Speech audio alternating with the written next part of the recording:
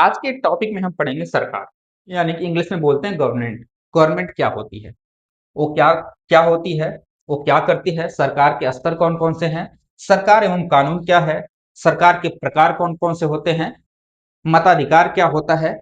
इस सारी चीजों के बारे में हम आज की क्लास में पढ़ेंगे। तो सबसे पहले समझते हैं कि सरकार क्या होती है। किसी भी सीमा के अंदर रहने वाले लोगों के लिए जो भी निर्णय लिए जाते हैं वो सरकार के द्वारा लिए जाते हैं। तो सरकार क्या करती है, सरल भाषा में समझे, समाज के लोगों की जरूरतों के लिए जो भी काम किए जाते हैं वो सरकार के द्वारा लिए जाते हैं। तो सरकार क्या है, सरकार एक ऐसी संस्था है जो लोगों के लिए काम करती है। सरकार करती क्या क्या है। अगर एक समाज में आप रहते हैं तो आपकी कुछ जरूरतें हैं। जैसे अगर आप ह्यूमन हैं तो आपको रोटी की जरूरत है, आपको कपड़े की जरूरत है, आपको मकान की जरूरत है, आपको शिक्षा की जरूरत है, आपको स्वास्थ्य की जरूरत है। आप समाज में रहते हैं, इस पृथ्वी पर आपदाएं बहुत सारी आती हैं, उसके बारे में निर्णय लेने जाने होते हैं। इन सारी चीजों को जो भी करती है वो सरकार करती है। जैसे मान लीजिए कि एक किसी भी समाज के अंदर जो है वहां की सड़कें कैसी होगी, तो सड़कें बनवाने के निर्णय को लेती है सरकार, लेती है। अगर कोई चीज महंगी हो चुकी है तो उसको किस तरीके से कंट्रोल में लाया जाए ताकि लोगों को खरीदने में दिक्कत ना हो, तो उसको कंट्रोल करने का काम सरकार करती है। सरकार रेलवे का काम करती है, रेलवे बनाती है। सरकार डाक की व्यवस्था करती है, बच्चों को पढ़ने के लिए शिक्षा की व्यवस्था करती है, स्कूल बनवाती है, स्कूल का संचालन करवाती है। जब खुद नहीं कर पाती प्राइवेट लोगों को देकर करवाती है, लेकिन मॉनिटरिंग खुद करती है। लोगों को स्वास्थ्य संबंधी कोई समस्या अगर आती है तो उनको लिए अस्पताल की व्यवस्था करती है। अब अस्पताल में जो काम कर रहे होते हैं बच्चे, उनके लिए पढ़ाई की व्यवस्था करवाती है। उसके साथ साथ प्राकृतिक कोई आपदा आती है, जैसे अभी पंजाब में प्राकृतिक आपदा आई है, बाढ़ आई है, तो वहां पे लोगों को बाढ़ पीड़ितों की सहायता देने का काम करती है सरकार। यानी कि अगर आप कुछ भी सोच सकते हैं, आपके मरने से पहले और मरने के बाद तक की सारी व्यवस्थाएं जो भी करती है वो सरकार करती है। सरकार इतना महत्वपूर्ण काम करती है। अब आते हैं कि सरकार के स्तर कौन कौन से हैं। देखो, अब इतना महत्वपूर्ण काम करती है तो एक स्तर से पूरे देश में लोगों को कंट्रोल नहीं किया जा सकता है। जैसे भारत दुनिया का 7वां सबसे बड़ा देश है, भारत से 6 सबसे बड़े बड़े देश हैं, तो सबकी एक हायरार्की बनी हुई है कि लोग रह रहे हैं तो उन लोगों के लिए किस स्तर पे सुविधाएं दी जाएंगी। जैसे स्थानीय स्तर पे सरकार के 3 मुख्य स्तर हैं। पहला स्थानीय स्तर, जैसे आपके शहर, आपके मोहल्ले, आपके गांव की जो सरकार होती है उसे स्थानीय स्तर की सरकार कहते हैं। दूसरा होता है राज्य के स्तर पे, यानी एक राज्य के अंदर रहने वाले सभी लोगों के लिए जो काम करती है वो राज्य सरकार कहलाती है। जैसे उत्तर प्रदेश हो गया, बिहार हो गया, झारखंड हो गया, पश्चिम बंगाल हो गया, असम हो गया, अरुणाचल हो गया, लद्दाख हो गया, जम्मू कश्मीर हो गया, तमिलनाडु हो गया, केरला हो गया, कर्नाटका हो गया। इस सारी जो राज्य क्या नाम है स्टेट है, उसके स्तर पे काम करने वाली सरकार है। और जो राष्ट्रीय स्तर पे जो सरकार होती है, यानी कि पूरे परिधि के अंदर, इस देश की सीमा के अंदर जितने भी राज्य हैं उन सारे राज्यों को के ऊपर जो सरकार होती है वो राष्ट्रीय स्तर की सरकार कही जाती है, जिसे हम केंद्र सरकार भी बोलते हैं। जैसे इस समय हमारे प्रधानमंत्री माननीय नरेंद्र मोदी जी हैं। अब सरकार के और काम क्या होते हैं, सरकार क्या करती है, सरकार कानून बनाती है और उसको लागू करती है। अगर कोई भी उसे लागू सही तरीके से पालन नहीं करता है तो उस पर दंड की भी व्यवस्था कराती है, न्याय की भी व्यवस्था कराती है। जैसे व्यवस्थापिका, यानी कि जो भी हमारे प्रतिनिधि चुने जाते हैं तो समाज के लोगों के लिए कानून कैसे बनेंगे, क्या क्या जरूरतें हैं, उनको उनको पूरा कैसे किया जाएंगे कानून के माध्यम से, तो व्यवस्थापिका कानून बनाती है। जैसे एग्जाम्पल डेट कि आप गाड़ी चलाने के लिए आपको लाइसेंस की जरूरत होती है, तो लाइसेंस बनाने के लिए कौन कौन से नियम और कानून होंगे वो व्यवस्थापिका तय करती है।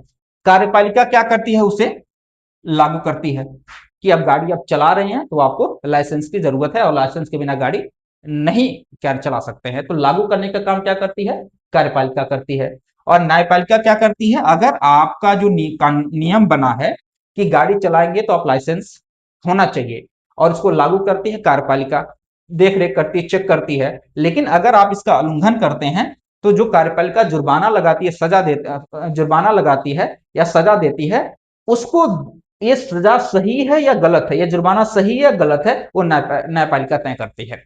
यानी कि जैसे मान लीजिए कि न्यायपालिका ये तय करती है, जैसे किसी आदमी ने किसी का मर्डर कर दिया। अब मर्डर तो कर दिया, लेकिन क्या उसने मर्डर सच में किया है कि नहीं किया, क्या झूठा आरोप है या सच में उसने किया है, इस सब का यानी झूठ और सही का पर्दाफाश जो करती है वो न्यायपालिका करती है। अब न्यायपालिका के भी कई सारे स्तर हैं, क्या नाम, सुप्रीम कोर्ट है, हाई कोर्ट है, डिस्ट्रिक्ट कोर्ट है, तो कई सारे स्तर हैं, हम जो कि आगे पढ़ेंगे, इस वाले टॉपिक में नहीं पढ़ेंगे। तो सरकार ये हमारे काम करती है। आगे हम जानेंगे कि सरकार के प्रकार क्या क्या होते हैं। देखिए क्या है कि सरकार, अभी हम लोकतांत्रिक व्यवस्था में रहते हैं, यानी डेमोक्रेटिक क्या नाम व्यवस्था में, सेटअप में रहते हैं। लेकिन पहले राजतंत्र हुआ करता था, यानी कि राजा ही सब कुछ निर्णय लेता था, राजा का बेटा ही राजा बनता था और वही सब काम करता था। लेकिन बहुत सारे देशों ने लोकतांत्रिक व्यवस्था से, राजतांत्रिक व्यवस्था से परेशान होकर अपने अपने समाज में आंदोलन किए, उसके खिलाफ लड़े और लड़ने के बाद एक ऐसी व्यवस्था की जहां पे उस सरकार को चलाने के लिए, जो समाज के लोगों के लिए जो निर्णय लिए जा रहे हैं, उसमें सबकी सामूहिक भागीदारी हो, एक ऐसी व्यवस्था की जिसे हम लोकतंत्र कहते हैं। लोकतंत्र सिंपल भाषा में क्या है, लोगों का शासन। यानी कि जहां पे हमारे ऊपर जो भी कानून बन रहे हैं, हमारे ऊपर जो भी व्यवस्थाएं लागू हो रही हैं, हमारे हित में या अहित में जो भी फैसले लिए जा रहे हैं, उसमें लोगों की भागीदारी हो। और ये कैसे करते हैं, लोग चुनाव के माध्यम से करते हैं। यानी कि चुनाव के माध्यम से वोट देकर अपनी पसंद का नेता चुनते हैं और यही लोग मिलकर सरकार बनाते हैं। और लोकतंत्र की एक सबसे अच्छी खासियत क्या होती है, लेकिन सरकार तो बनाते हैं, लेकिन जो भी निर्णय लेते हैं, जो भी कदम उठाते हैं, उसका उनको आधार जनता को बताना पड़ता है। जनता उनसे पूछती कि भाई निर्णय लिए हैं तो इसका आधार क्या क्या है, ये जनता को बताना पड़ता है और सफाई भी देनी पड़ती है लोकतांत्रिक व्यवस्था में। जबकि राजतांत्रिक व्यवस्था में क्या होता है, परिवार के स्तर पे राजा बनते हैं, राजा के बेटा ही राजा बनता है, अंतिम निर्णय राजा के पास होता है। हालांकि उसकी भी कमेटी होती है, 2 4 10 लोग होते हैं जो उसे सलाह वगैरह देते हैं, लेकिन वो मानना या ना मानना सिर्फ राजा के हाथ में होता है। और राजा को जो भी निर्णय लेता है, जो भी सुनाता है, उसके लिए कोई भी आधार जनता को बताना नहीं होता है। उसका जब मन तब जनता पे कर लगा देगा, उसका जब मन तब जनता से कर हटा देगा, जो मन आएगा वो करेगा। जैसे मान लीजिए एक लोकतांत्रिक व्यवस्था में अभी देखें कि जीएसटी लागू हुई थी। अब जीएसटी के कई स्तर थे, 5%, 12%, 18%, 28% का स्लैब था। लेकिन गवर्नमेंट ने देखा कि इससे क्या है, दिक्कतें हो रही, महंगाई बढ़ रही है और बहुत सारी परेशानियां हैं। तो अभी जल्दी जीएसटी रिफॉर्म करके केवल 2 स्तर का, मेनली 5% और 18%, 2% का स्लैब कर दिया। और 40% का भी है, लेकिन कुछ अलग की वस्तुओं पे है। जब जीएसटी वाली क्लास या करंट अफेयर वाली क्लास में हम देखेंगे तो उसके बारे में डिटेल आपसे हम बात करेंगे। तो ये रिफॉर्म उन्होंने कर दिया।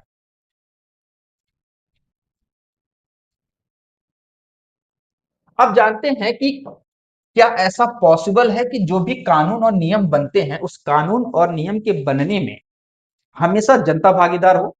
एक छोटे से जगह पे हो सकती है, जो छोटा सा देश है, या 1 लाख 2 लाख लोग रहते हैं, 25 50 हजार लोग रहते हैं, वहां पे तो पॉसिबल है।